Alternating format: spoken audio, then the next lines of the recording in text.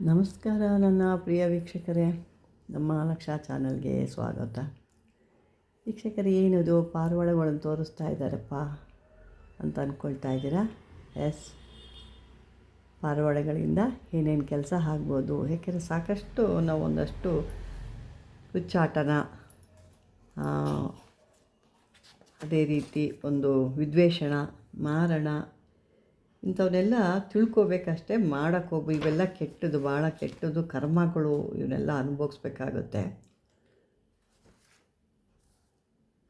ನಾವೇನು ಅಂತಂದರೆ ನಾನು ಮೊದಲೇ ಹೇಳ್ದಂಗೆ ಕೆಲವೊಂದು ವಿಷಯಗಳನ್ನ ಇಟ್ಕೋಬೇಕು. ನಮಗೆ ತೀರಾ ಕತ್ತಿಗೆ ಬಂದು ನಮಗೆ ಮಾಡಿರೋದ್ರಿಂದ ಎಲ್ಲೂ ನಮಗೆ ಬಗೆಹರಿದಿದ್ದಾಗ ನಿಮಗಂತ ಒಂದು ವಿದ್ಯೆ ಗೊತ್ತಿರಲಿ, ಇದೇ ರೀತಿ ನಮಗೂ ಆಗ್ತಾಯಿದೆ, ನಮಗೂ ಈ ರೀತಿ ಆಗಿದೆ ಅನ್ನೋ ತಿಳ್ಕೊಳ್ಳೋ ಅನ್ನೋ ಉದ್ದೇಶಕ್ಕೆ ನಾನು ಇದನ್ನು ನಿಮಗೆ ಹೇಳ್ತಾಯಿದ್ದೀನಿ. ಇದೊಂದು ವಿಚಿತ್ರವಾದ ಒಂದು ಉಚ್ಚಾಟನ ಮಂತ್ರ. ಇದೊಂದು ಅತ್ಯಂತವಾಗಿ ಹೇಳಬೇಕು, ವಿಲಕ್ಷಣವಾದದ್ದು ಅದರಿಂದ ಯಾರೇ ಇದು ಸಾಧಕರು ಮಾಡಬೇಕಾದ್ರೆ ತುಂಬ ಎಚ್ಚರಿಕೆಯಿಂದ ಮಾಡಬೇಕು. ಅಂಥ ಸಂದರ್ಭ ಬಂದಿದೆ ಅಂದರೆ ಯಾರಾದರೂ ಒಂದು ಯೋಗ್ಯ ಒಬ್ಬ ಗುರುವಿನ ಸಲಹೆ ಅಥವಾ ಮಾರ್ಗದರ್ಶನ ನೀವು ಅವಶ್ಯಕತೆಗಾಗಿ ಪಡ್ಕೊಳ್ಳೇಬೇಕು. ನೀವು ನಂತರನೇ ಇದನ್ನು ಮಾಡಬೇಕು. ಸುಮ್ಮನೆ ಇಲ್ಲಿ ನಾವು ಹೇಳಿದ್ವಿ ಅದನ್ನು ನೋಡ್ಕೊಂಡು ನೀವು ಮಾಡ್ತೀವಿ ಅಂದರೆ ಕಷ್ಟ ಆಗುತ್ತೆ. ಇದು ನಿಮಗೆ ಉಲ್ಟಾ ಹೊಡೆದು ನಿಮ್ಮನ್ನೇ ಉಚ್ಚಾಟನೆ ಮಾಡಿಬಿಡುತ್ತೆ. ಇದು ಅಂಥ ಒಂದು ಅದ್ಭುತವಾದಂಥ ಒಂದು ಮೊದಲೇ ಹೇಳಿದ್ನಲ್ಲ, ಒಂದು ವಿಚಿತ್ರ ಅಥವಾ ವಿಲಕ್ಷಣವಾದಂಥ ಒಂದು ಇದು ನೋಡ್ತಾ ಇದ್ದೀರಾ ನೀವು. ಈ ಒಂದು ಇದನ್ನು ಮಾಡಬೇಕಾಗಿರೋ ಅಂಥದ್ದು ಕಾಲರಾತ್ರಿ ಇಂದ ಸೂರ್ಯೋದಯದವರೆಗೆ ತನಕ ಮಾಡಬೇಕು. ಅಂದರೆ ಅರ್ಧ ರಾತ್ರಿಯಿಂದ ಸೂರ್ಯೋದಯ ಅಂದರೆ ಬೆಳಗಿನವರೆಗೆ, ಅಂದರೆ ಸೂರ್ಯ ಹುಟ್ಟೋ ತನಕ ಇದನ್ನು ಜಪ ಮಾಡಬೇಕಾಗುತ್ತೆ. ಇದನ್ನು ಮಾಡೋವಂಥ ದಿನ ಬಂದು ಹೋಳಿ ದಿನದಂದು ಸ್ಮಶಾನದಲ್ಲಿ ಹೋಗಿ ಒಂದು, ಅಂದರೆ ಇದಕ್ಕೆ ಬೇಕಾಗೋವಂಥ ವಸ್ತು ಈ ಒಂದು ಪಾರಿವಾಳನೇ. ಈ ಪಾರಿವಾಳ ನಿಮಗೆ ನೋಡ್ತಾ ಇರ್ಬೋದು ನೀವು, ಕಲರ್ನಲ್ಲಿ ಎಲ್ಲ ಥರದಲ್ಲಿ ಇರುತ್ತೆ ನೋಡಿ, ಬಿಳಿಯದಿದೆ, ಅದಿದೆ. ಆದರೆ ಇದಕ್ಕೆ ಬೇಕಾದಂಥದ್ದು ಉಚ್ಚಾಟನೆಗೆ ಅಂದರೆ ನೀವು ನೋಡ್ತಾ ಇರೋ ಅಂಥದ್ದು ಕಪ್ಪು ಪಾರಿವಾಳ. ಅದಕ್ಕೆ ನಿಮಗೆಲ್ಲ ಥರದ್ದು ನಾನು ಫೋಟೋ ತೋರಿಸ್ತಾ ಇದ್ದೀನಿ. ಕಪ್ಪು ಪಾರಿವಾಳ ಬೇಕಾಗುತ್ತೆ. ಆವತ್ತು ಇದನ್ನು ಮೊದಲು ನೀವು ಈ ಮಂತ್ರನ ನೀವು ಒಂದು 10,000 ಸಾರಿ ಇದನ್ನು ಹೇಳಿ ನೀವು ಮೊದಲು ಸಿದ್ಧಿ ಮಾಡ್ಕೊಂಡಿರಬೇಕು. ಸುಮ್ಮನೆ ನೀವು ಅವಾಗಲೇ ಮಾಡಿ ಅವಾಗಲೇ ಆಗ್ತೀವಿ, ಏನೇ ಕೆಲಸ ಆಗಲ್ಲ. ಮತ್ತು ಇನ್ನೊಂದು ವಿಷಯ ಏನಪ್ಪ ಅಂದರೆ, ಇದನ್ನು ಮಾಡಬೇಕಾದ್ರೆ ಭಾಳ ಹುಷಾರಾಗಿರಬೇಕು. ಏನೋ ನಾನು ಮಾಡ್ತೀನಿ ಅಂತ ಹೋದರೆ ಅದು ಭಾಳ ತೊಂದರೆಗೆ ಸಿಗಾಕೊಂಡ್ಬಿಡ್ತೀರ. ಯಾವುದೇ ಒಂದು ಸ್ವಲ್ಪ ಹೆಚ್ಚು ಕಮ್ಮಿ ಆದರೂ ಭಾಳ ಕಷ್ಟಕ್ಕಾಗುತ್ತೆ. ಇದನ್ನು ಏನು ಮಾಡಬೇಕು, ಸಿದ್ಧಿ ಮಾಡಿಕೊಂಡು ಅದನ್ನು ಮಂತ್ರ ನಾನು ಹೇಳ್ತೀನಿ. ಇವೆಲ್ಲ ಸಾಬರ ಮಂತ್ರಗಳು, ಭಾಳ ಪವರ್ಫುಲ್ ಆದಂಥದ್ದು. ಇದನ್ನು ರಾತ್ರಿಯಿಂದ ಬೆಳಗಿನ ಜಾವ ತನಕ ಈ ಒಂದು ಜಪಾನ ನೀವು ಸಿದ್ಧಿ ಮಾಡ್ಕೋಬೇಕು. ನಂತರ ಏನು ಮಾಡಬೇಕು, ಈ ಹೋಳಿ ಹಬ್ಬದ ದಿನ ಸ್ಮಶಾನಕ್ಕೆ ಹೋಗಿ ಒಂದು ಕಪ್ಪು ವರ್ಣದ ಪಾರಿವಾಳ ತೊಗೊಂಡೋಗಿ ಅದನ್ನು ಕತ್ತರಿಸ್ಬೇಕಲ್ಲಿ.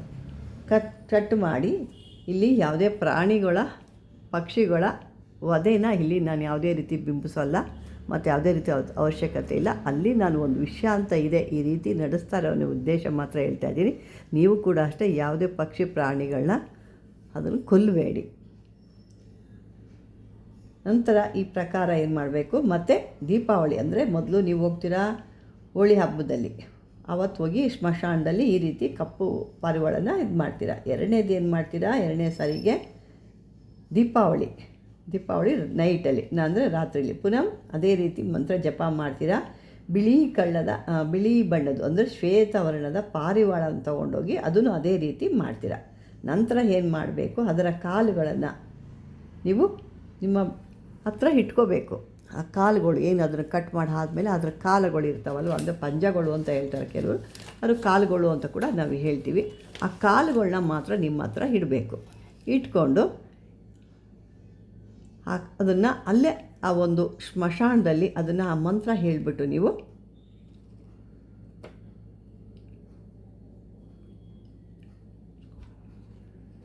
ಮಂತ್ರ ಹೇಳಿ ಅದನ್ನು ಎಲ್ಲ ಆ ಭಾಗ ಎಲ್ಲ ಅಲ್ಲೇ ಬಿಡಬೇಕು. ಆ ಪಂಜಗಳು ಅಥವಾ ಏನು ಅದರದ್ದು ಕಾಲುಗಳು ಮಾತ್ರ ಏನಿರುತ್ತಲ್ಲ ಅದನ್ನು ತೊಗೋಬೇಕು, ನಿಮ್ಮ ಹತ್ರ ಇಟ್ಕೋಬೇಕು.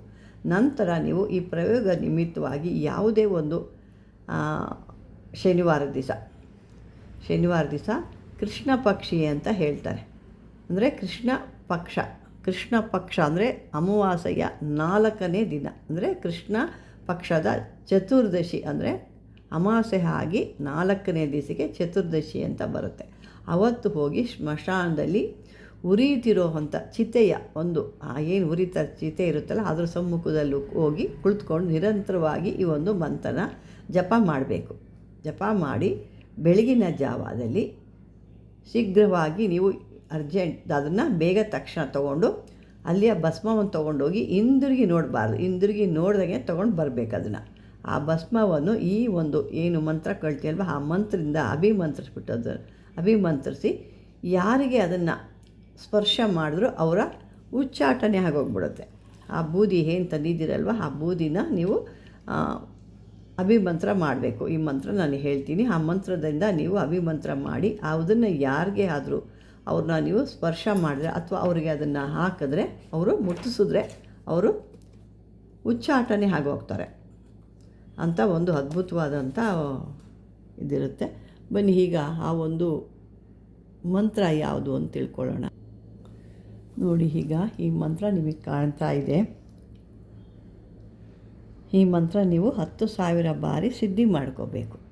ಮಾಡ್ಕೊಂಡ ನಂತರನೇ ಹಿಂದೆ ನಾನು ಹೇಳಿದಂಥ ಎಲ್ಲ ಕೆಲಸಗಳು ಆಗೋದು. ಇದನ್ನು ಯಾವುದೇ ಕಾರಣಕ್ಕೂ ಸುಮ್ಮನೆ ಒಬ್ಬರ ಮೇಲೆ ವಿನಾಕಾರಣ ಮಾಡಿದ್ರೆ ಇದು ನಿಮಗೆ ತಿರ್ಕೊಳ್ಳುತ್ತೆ. ಅಂದರೆ ನೀವು ಜೀವನದಲ್ಲಿ ತಿರುಗಿ ಎದ್ದೊಳಕ್ಕಾಗಲ್ಲ. ಮತ್ತು ಇದು ನಿಮ್ಮನ್ನು ಎಲ್ಲೂ ಹೋದರೂ ಬಿಡಲ್ಲ. ಇದು ನಿಮ್ಮನ್ನು ಅವ್ರಿಗೇನು ಮಾಡಬೇಕು ಅಂತಿದ್ದೀರೋ ಅದು ಅಷ್ಟು ನಿಮಗೆ ಕಷ್ಟನ ಇದು ಕೊಟ್ಟುಬಿಡುತ್ತೆ. ಹಾಗಾಗಿ ದಯವಿಟ್ಟು ಇದ್ರ ತಂಟೆಗೆ ಹೋಗಬೇಡಿ. ವಿದ್ಯೆಗಳು ಯಾವ ರೀತಿ ಇರ್ಬೋದು ಅಂತ ತಿಳ್ಕೊಳ್ಳಿ. ಅಂಥವರು ಕಷ್ಟದಲ್ಲಿ ಇದ್ದಾರೆ ಅಂದಾಗ ಅವ್ರ ಕಷ್ಟನ ಪರಿಹಾರ ಮಾಡೋಕ್ಕೆ ಇದನ್ನು ನೀವು ಈ ರೀತಿ ಇರ್ಬೋದು, ಈ ರೀತಿ ಅವರು ನಿಮ್ಮಲ್ಲಿ ಹೇಳಿದಾಗ ಹೌದು ಇಂಥದ್ದೊಂದು ಇರುತ್ತೆ ಅನ್ನೋದು ನೀವು ತಿಳ್ಕೊಳ್ಳೋ ಅನ್ನೋ ಉದ್ದೇಶಕ್ಕೆ ಈ ಥರ ಮಾಡ್ತೀನಿ. ಯಾರೇ ಇದನ್ನು ಸುಮ್ಮನೆ ಹೋಗಿ ಮಾಡಿದಾಗ ಅವರು ಆ ಕಷ್ಟಗಳನ್ನ ಅನುಭವಿಸ್ಬೇಕಾಗುತ್ತೆ. ವೀಕ್ಷಕರೇ, ಈ ಒಂದು ತಿಳ್ಕೊಂಡ್ರಲ್ಲ ಯಾವ ರೀತಿ ಒಂದು ಉಚ್ಚಾಟನೆ ಮಾಡೋದು ಅಥವಾ ಅಂತ ಅಂದ್ಕೊಂಡು ಅಂತ ಯಾವುದೇ ಒಂದು ಕೆಟ್ಟ ಕೆಲಸಕ್ಕೆ ಕೈ ಹಾಕಬೇಡ್ರಿ ಅಂತ ಹೇಳ್ತಾ, ವೀಕ್ಷಕರೇ ಈ ಒಂದು ವಿಡಿಯೋ ನಿಮ್ಗೆ ಇಷ್ಟವಾದರೆ ಲೈಕ್ ಮಾಡಿ, ಶೇರ್ ಮಾಡಿ, ಸಬ್ಸ್ಕ್ರೈಬ್ ಮಾಡಿಕೊಡಿ. ಧನ್ಯವಾದಗಳು.